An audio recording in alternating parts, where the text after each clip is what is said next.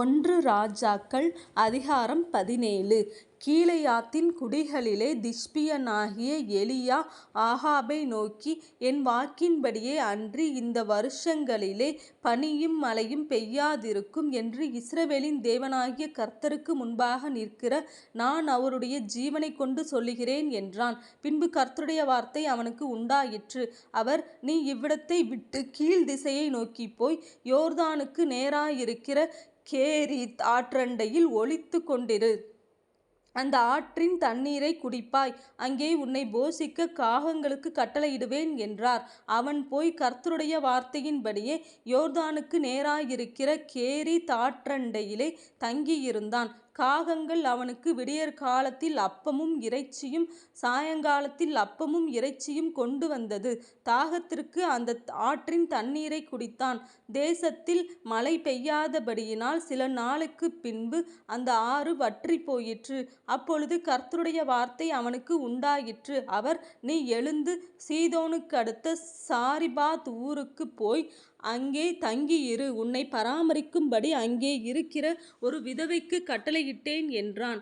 அப்படியே அவன் எழுந்து சாரிபாத்துக்கு போனான். அந்த பட்டணத்தின் ஒளிமுக வாசலுக்கு அவன் வந்தபோது அங்கே ஒரு விதவை விறகு பொறுக்கிக் கொண்டிருந்தாள். அவன் அவளை பார்த்து கூப்பிட்டு, நான் குடிக்கிறதற்கு கொஞ்சம் தண்ணீர் ஒரு பாத்திரத்தில் எனக்கு கொண்டு வா என்றான்.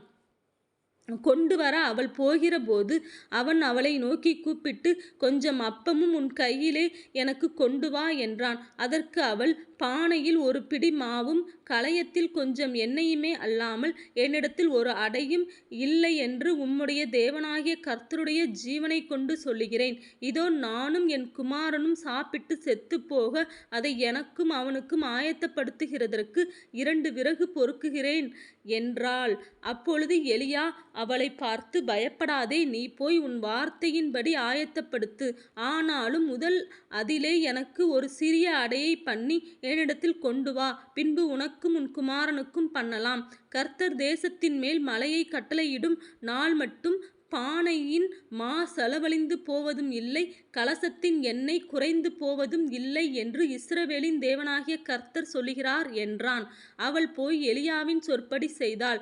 அவளும் இவனும் அவள் வீட்டாரும் அநேக நாள் சாப்பிட்டார்கள்.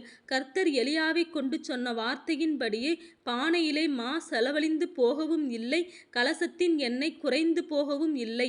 இவைகள் நடந்த பின்பு வீட்டுக்காரியாகிய அந்த ஸ்திரீயின் மகன் வியாதியில் விழுந்தான். அவனுடைய சுவாசம் போகு மட்டும் அவனுடைய வியாதி அதிகரித்து கொண்டே இருந்தது.